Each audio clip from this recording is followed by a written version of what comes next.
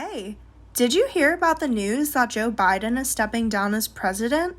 Vice President Kamala Harris will take his place and has already proposed her bill to establish an age limit of 65 in office.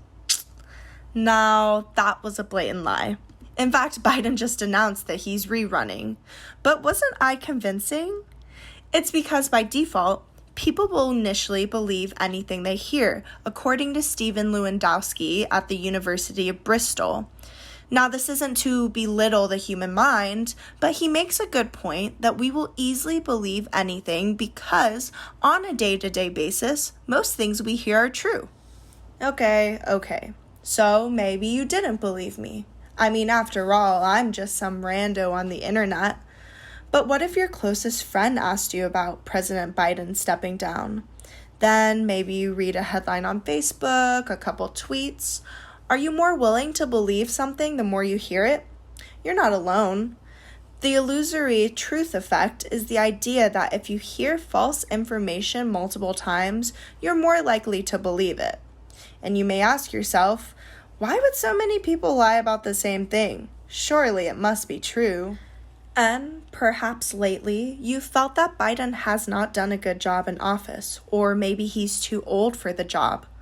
Confirmation bias can also convince you that false information is true if it conforms to your pre-existing beliefs. There are so many factors to consider when consuming misinformation: repetition, bias, trust. To understand this, let's look into our brains with the aid of a study done by Lewandowski. The brain automatically stores misinformation you hear. When you learn it's false, that's one more step your brain takes to debunk it. So when you think about it, that's a whole nother cognitive muscle you have to use to believe something is false. And as we know, humans are naturally pretty lazy. So that's two pieces of information stored in our brain: the misinformation and the correction. And due to human memory limitations, either the misinformation or the correction will inevitably fade away. Our human nature does not protect us from false news, but don't panic. There are a few precautions we can take to prevent further spread.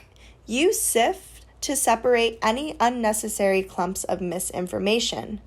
The acronym SIFT stands for Stop, Investigate the Source, Find Better Coverage, and Trace Claims, Quotes, and Media back to their original context. So, if you happen upon a Daily Wire article reporting President Biden's departure, first stop, look into Daily Wire's history. Look for similar articles on reputable sites like CNN or Wall Street Journal. And look for any documents published by the government that is confirming this news. Finding better coverage is also known as lateral reading. So if you find multiple reputable companies reporting the same news with similar details to those you're reading, then good news. You most likely have found an accurate article. It's also helpful to share your knowledge with your friends and families. Fact-check their outlandish claims and teach them about sifting and lateral reading when consuming media.